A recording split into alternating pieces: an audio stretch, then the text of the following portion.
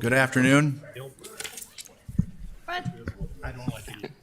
We will call the May 2025 Diversion Board Authority to order.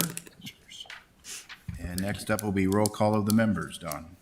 Mayor Carlson, Mayor Jarvis, Here. Mayor Mahoney, Here. Mr. Breitling, Here. Mr. Hendrickson, Mr. Pepcorn, Here. Mr. Ebinger, Here. Ms. Kolpak, Here. Mr. Campbell, Here. Mr. Capitan, Mr. Grimberg, Here. Mr. Logheed, and Ms. Morgan. Here. Quorum is present. Thank you. Let the record show Senator Roars and Representative Steeman are with us today, as well as State Director for Senator Hoven, Jessica Lee. Welcome. Next up, item 2, approve minutes from the April 24th, 2025 meeting. So move. Second, Second. discussion? Hearing none, all those in favor signify by saying aye. Aye. Motion carries. Item 3, approve order of the agenda. So move. For a second? Second. Moved and seconded, discussion? Hearing none, all those in favor signify by saying aye. Aye. Motion carries. Next, I'd look for a motion on the consent agenda. So moved. Is there a second? Second. Discussion?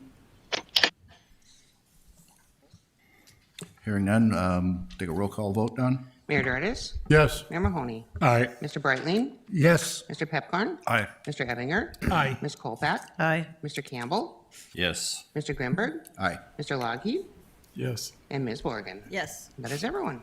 Thank you. This is Chuck. I too. So sorry about that. Thank you. Thank you, Chuck. Under the regular agenda, item 5, Executive Director Update, Jason Benson. All right, good afternoon, board members.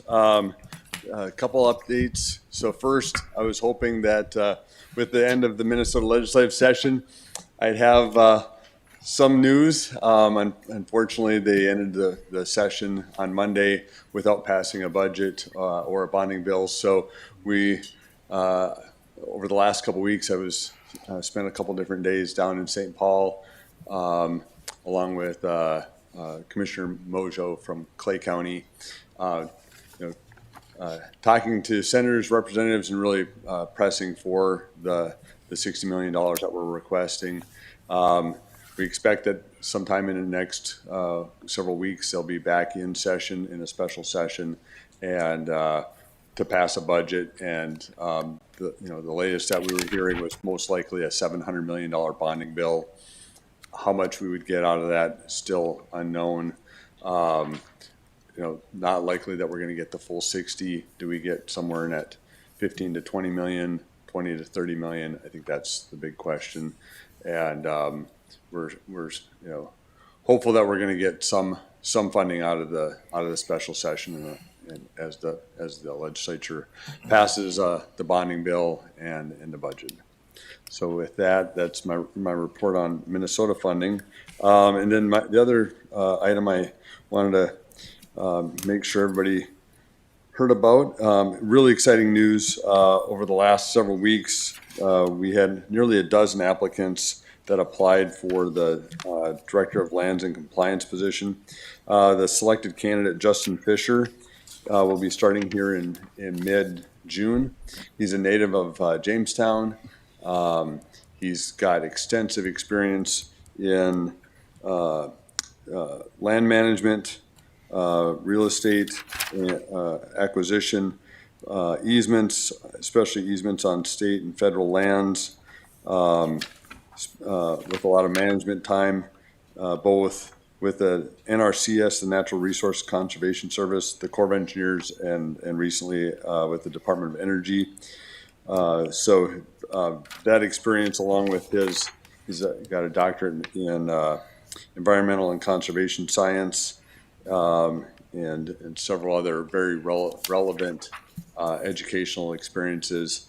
So I think he'll bring a wealth of knowledge both on the land management, from understanding and managing a lot of wildlife and federal easements for the NRCS and the Corps of Engineers, as well as understanding permitting requirements, environmental compliance, and a lot of the things that we'll be dealing with from a lands and compliance standpoint as we're starting to finish the acquisition component of our lands program and starting to transition more to the compliance and management standpoint. So that's my update, and open to any questions that members may have.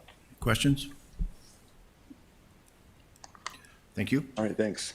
Mr. Shockley? Bless you. Thank you, Mr. Chair, members of the Diversion Authority Board. I only have one item for the board this afternoon on the regular public agenda, and that is to approve the Technical Dispute Review Board agreement and just provide an update. I believe we already approved that under the consent items. But I wanted to provide a brief update. The Technical Dispute Review Board, as you'll recall at the last meeting, we had the Diversion Authority appoint its member, Mr. Chris Kane. The developer appointed its member, Mr. Randall Hafner, and then the two wing members appointed a chair. His name is Joseph Alargo. And so we're in the process of finalizing the formation of the Technical Dispute Review Board. Took several months to find candidates that were willing to participate in the dispute review process, given the industry standard is most dispute review boards view themselves as a mediation panel, where the confidentiality of the parties is more typical than what our process will be outlined as. So the agreement would be between those three members, the authority and the developer. That's the agreement that was approved. We're working through the finalizing that agreement. On another matter related to the Technical Dispute Review Board, because they are a board that hears disputes between two parties that have potential conflicts between, that's why the board is formed.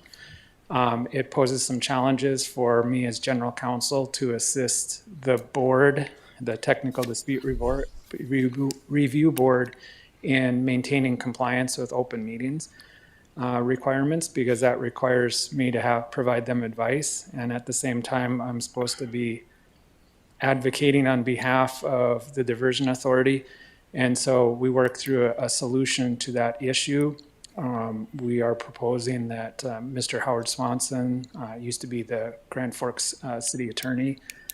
He'll be retained as an independent counsel to the Technical Dispute Review Board for the sole purpose of assisting them with open meetings compliance, so that if they have a question about can we go into executive session for this, they can have a conversation with him and it doesn't trigger any ex parte communications issues with myself or with our litigation counsel. So you'll probably see his agreement next month. We're just working through that with the developer and the TDRB board member. So just kind of wanted to bring that to your attention. It's an unusual circumstance that we find ourselves in, but I think we've worked through it as best as we can. So happy to answer any questions. And Questions for John? Thank you. Item 7. Terry, are you with us? Good afternoon. Good afternoon. Good afternoon, Chair Gutenberg and board members. This is the Corps' update for the month of May. For the diversion inlet structure, I'm happy to report that the gate machinery went through commissioning and everything went really well. Everything's working as intended, and we have gates that raise and lower properly. And for the Wild Rice River structure, now that the diversion inlet structure commissioning has occurred, they will turn their attention to installing the operating machinery corrections. We have final inspections and training upcoming at both the diversion inlet structure and the Wild Rice.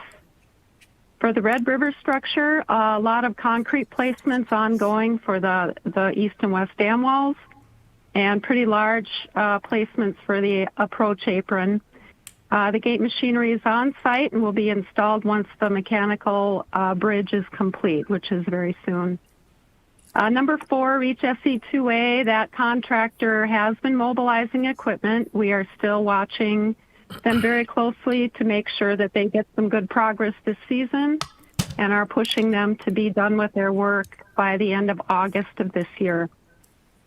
Going down to the rest of our contract awards, all of our embankment contractors are in various processes of mobilization, and most have done some work to get their earthwork operations up and going. For OHB, they've got some inspection trench activities going on. Reach SC 1B, the big news there was that County Road 1617 intersection had to be closed, and we expect it to be reopened in September. A lot of work has to go on at that intersection, including completing the dam embankment that crosses County Road 17 and ties into the diversion inlet structure. Reach SC2B preparing to do their embankment work for forest mitigation contracts. Again, we have one contractor that got both those jobs. That contractor has been planting. I'll jump down to SC3 and 5. This is the first construction season for both of those contractors, and both of them have been mobilizing. I have nothing else to report. We are in operation and maintenance still phase for I-29 and Drayton Dam. And with that, my report's over and open for any questions. Questions for Terry? Thank you, Terry. Chris? Thank you. Thanks, Chair Grimberg, board members. Quick update on the channel construction. Again, a couple things to highlight. A few of these will be highlighted a little more extensively in the drone video. But channel excavation, they're working primarily in Reach 12, which is south of 94. A couple updates on bridges. The BNSF Hillsborough Bridge, the substructures are done. Expect to set girders here within the week. So that's a good milestone on the first setting of girders on our railroad bridges. I-29, you'll see they poured the northbound deck in the drone video. One quick update on 94, they also made great progress there and are going to be pouring one of the bridge decks here this weekend. So there's making good progress on bridges, a lot of ramp up there. Maple River Aqueduct, they're continuing to work on mostly the spillway. There's a couple of final cleanup items on the flume conduit, but mostly they're working on the spillway now. They're just starting construction on the Authority Administration building. They're starting excavation for foundations. That was delayed a little bit this week with the rainy weather, but we'll be picking that back up and working ahead on the administration building within the next few days. Terry covered the Red River structure real well, and that's also highlighted in the drone video. Kind of on the 30 to 60 day outlook, we're quickly running out of things on that outlook, which is great news. You'll see the last two items for startups are now projected to get started. Terry mentioned SE5, their contractors mobilizing, and then one of the last drain inlets is key to start up here within the next 30 to 60 days as well with the RVA. So we will have all of our work under construction. Starting, as you'll see on the top item, we're starting to get into the other end of the 30 to 60 day outlook. So intending to start doing the roadway reconnections at County Road 10 and County Road 20 as things dry out and get going. So hopefully we'll have some pretty steady news throughout the summer months here of roadways reopening to finish bridges. So with that, I can maybe click to the crossings one quick. Again, you'll see this steadily pick up, but good progress being made on the bridges. So you'll see a few things highlighted. They set girders on County Road 81, the BNSF Hillsborough we talked about, and I-94 westbound, the decking. So those things anticipate that throughout this summer we'll see steady progress on the bridge construction as well to hopefully get roads open on a fairly steady pace here. So with that, I can stand for any questions related to construction update. Questions for Chris? Another good safety month, only one minor first aid related recordable item, so it was a fairly minor thing, but did hit the recordable button, but nothing of significance. So if there's any questions on the safety, again, a good safety month this month for the project.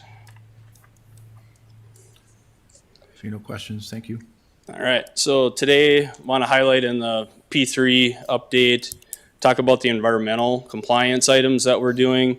Lots of work goes on here, but it's often somewhat behind the scenes, which I guess from a compliance standpoint is a good thing, but just want to highlight on this first page, they've started planting trees. So they've planted about 3,500 out of about 35,000 trees. They planted those last fall. in reaches 1, 2, and 3, and then they've got those reaches primarily seeded. There's a few cleanup items that they're still working on seeding. Anticipate throughout this year as they get reaches of the project to that completion stage, we'll see an increase in planting of trees and final vegetation. Then on the second page, just to highlight a couple of things. One of the things we are doing, there's a couple of permits left. The Cheyenne River Sovereign Lands permit, that application we're anticipating being signed for the connection of the Cheyenne Aqueduct here within the next few weeks. And then on cultural monitoring, there were some sites they anticipated potentially finding some historical artifacts. So we've got some special cultural excavation that's being done throughout different areas of the project. They're should be wrapping up that excavation here in the next month or two, but so far no major finds, which has been good. And they have to take special care, use special equipment, take the material in smaller layers so that we make sure we don't damage anything if there is something that could be found. And then kind of maybe to wrap up, talk about mussel salvage, fish salvage, as we are connecting the rivers back through our structures. The Corps will have an effort of this as well this year as they connect the Red River structure through the river through the new structure. The existing channel is dewatered, so we're anticipating by this fall we may have the same activity on the Maple River Aqueduct, where they'll connect the river across the aqueduct and then across the old parts of the channel that are being removed. An effort would be made to salvage any live mussels and fish and get them replanted into the river. So that's an effort that our RVA is taking on for the P3 project. So they're working on getting contracts put in place so that activity is ready when they're ready to connect the rivers. So with that, I'd stand for any questions on the P3 update as well. Questions? Let Mayor Mahoney know when he can bring his fishing rod out there. For sure. Paul? Bring your waders. I think we're ready for the drone videos. From concrete to girders to bridge decks, numerous crossings are under construction on the FM Area Diversion Project. I'm Tom Fuchs, Senior Construction Manager for the Metro Flood Diversion Authority, with those and other construction updates.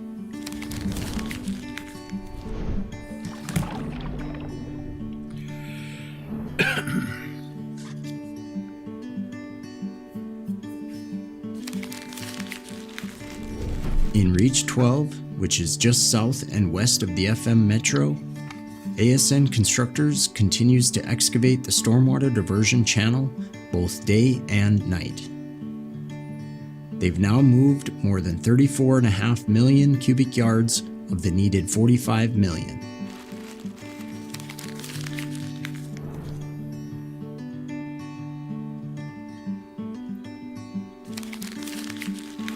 They're busy on many of the 19 crossings over the channel as well.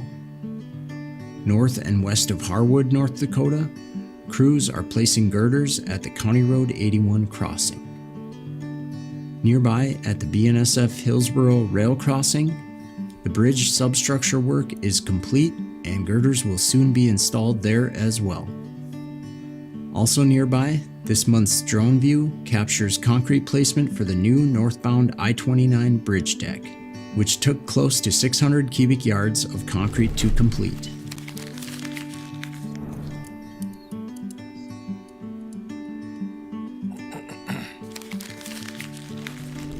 Beyond the crossings for road and rail traffic, ASN has continued work at the Maple River Aqueduct, where the river will cross over the channel.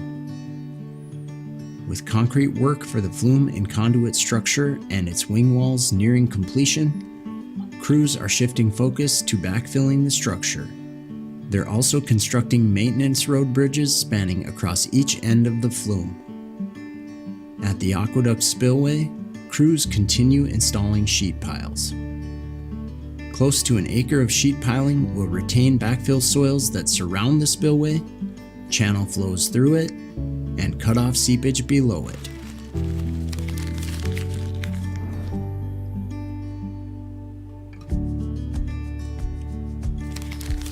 Just a little south from the Maple Aqueduct, work continues at the Raymond Township Section 27 Drain Inlet, where the concrete pipes are now backfilled.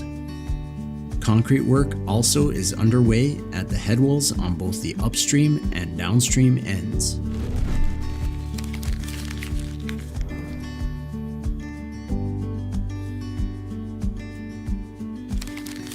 At the Red River structure, Ames Construction, a U.S. Army Corps of Engineers contractor, is hard at work. This month, crews placed concrete for the mechanical platform bridge deck and constructed concrete piers and floodwall segments for the structure's east floodwall. Upstream of the structure, work has shifted to the east half of the approach apron, where crews are now driving piling. West of the structure, preload embankments are being removed to make way for constructing the remainder of the west flood wall, where it will meet the full height embankment.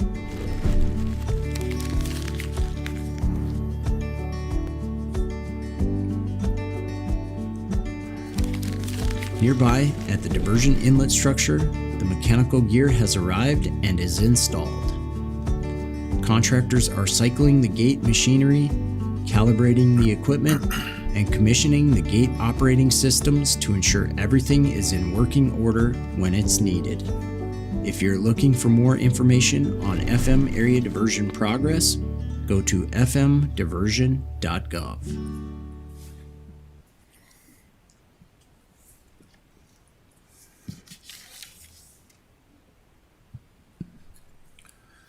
Item 8. All right, thank you, Chair Grinberger and members of the board. I'm pitching in for Amy today to give us our monthly communications update. A little bit on our media relations. Again, we got media and press release on the April construction update. We also had some letters to the editor that went into both the Forum and the Star Tribune, and they kind of focused on the Minnesota funding ask that went in, and they were signed off by Mayor Carlson, Commissioner Campbell, and Christine Gordon. As far as legislative, the communications team did put together quite a bit of material that went with the team for their DC trip. And there was some correspondence that went out to committees working on the Minnesota bonding bill. As far as our newsletter, it featured Bruce Geske with ASN Contractors, and it really focused on apprenticeships.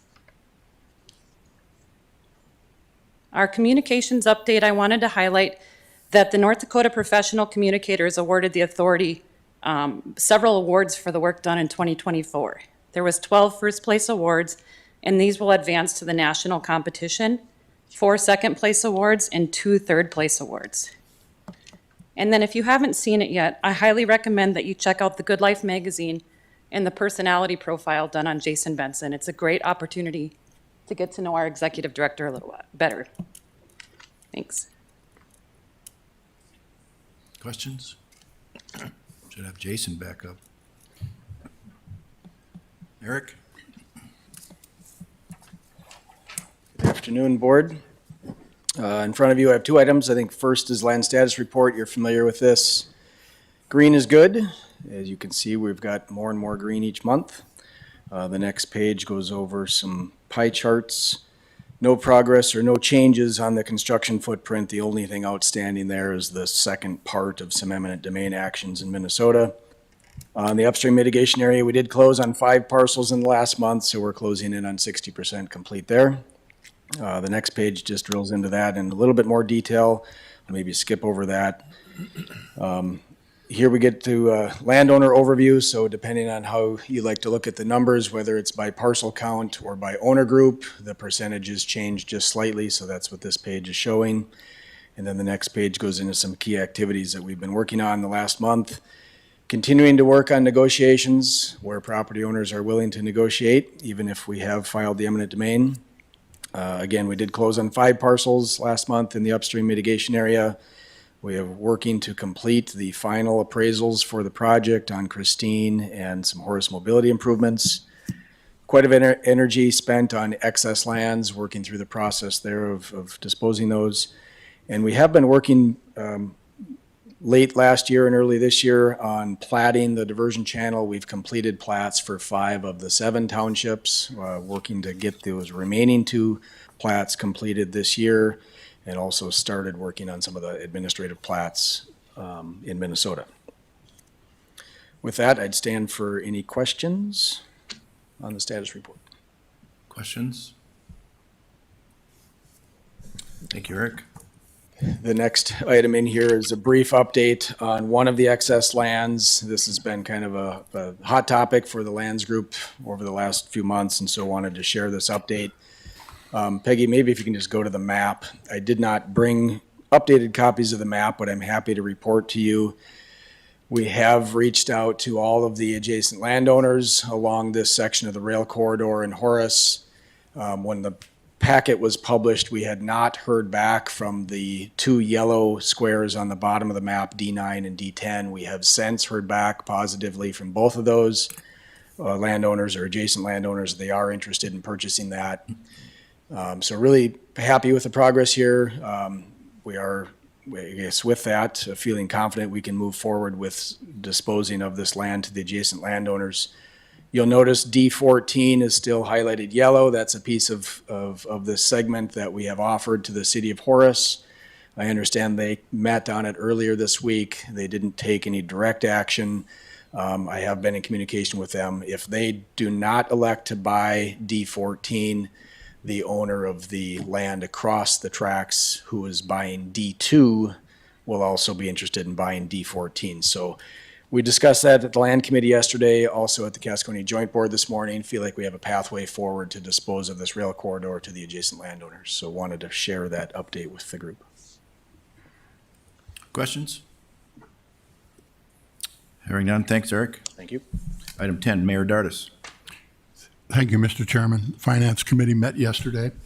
We went through a number of items. You'll see that 4C and 4D on today's agenda, all those items were processed through and motions passed on all of those. Approval of the bills in this reporting period was for $2,136,581. Your finance report, our net cash balance is $338,232,087. I will also note that there has been another draw from the Legacy Fund. We have drawn another $42 million, and there's $45 million left in the Legacy Fund resources that are available to us. With that, I stand for any questions. Any questions for Mayor Dardis? Mr. Chairman, I'd move for approval of the finance report. Oh, one other thing, excuse me. On item page 157 in the packet was the sales tax report. And the sales tax report that's in the packet is incorrect. It's been corrected. So the percentage of growth for the county thus far in 2025 is at 8.8%. And the net increases for the city collections is 9.4%. And I would remind you, in our cash budget, we have about a 1.5% growth factor. So thank you to Cass County. Thank you to the city of Fargo. We're doing well. That's all I have. Is there a second to Mayor Dardis's motion? Second. Discussion? Hearing none. Take a roll call vote, Don. Mayor Dardis. Yes. Mayor Mahoney. Aye. Mr. Breitling. Yes. Mr. Hendrickson. Yes. Mr. Pepcorn. Aye. Mr. Ebinger. Aye. Ms. Kolpak. Aye. Mr. Campbell. Yes. Mr. Grimberg. Aye. Mr. Lougheed. Yes. And Ms. Morgan. Yes. That is everyone. One item before we go to exec session. Jason Benson and I joined the Fargo-Moorhead West Fargo Chamber this week in Washington for their annual fly-in. Approximately 30 of us, like traditional approach that chamber uses, very well done, very impactful. Mr. Benson and I had the opportunity with the group to meet Secretary Noem, who was introduced by Senator Kramer in one of our sessions. I was able to ask Secretary Noem her thoughts, as I think we've all read about FEMA and the reorganization, retooling, or the efforts going on in that organization and the federal government, asked the question or shared that the technical team with FEMA working on remapping our floodplain, and for her awareness of that's very vital to the project and alleviating home flood insurance when that's ultimately mapped. Jason then took the microphone and shared a little more detail, and then we were able to have staff discussion with Jason, her staff discussion with Jason to learn more. And then Senator Kramer's office followed up further, more detail, wanted to understand where we're at with the remapping part. So a lot of great meetings that took place, but that was a very impactful 10-minute session, I would call it. So. Okay, any other business? If not, I'd look for a motion on item 12 for a closed executive session pursuant to North Dakota Century Code. Approve. Second? Second. Discussion? All those in favor signify by saying aye. Aye. Remember, we do have to come back once we come out of executive session.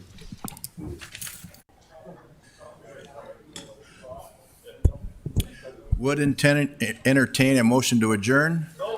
Moved and seconded. Campbell Pepcorn. All those in favor signify by saying aye. Motion carries.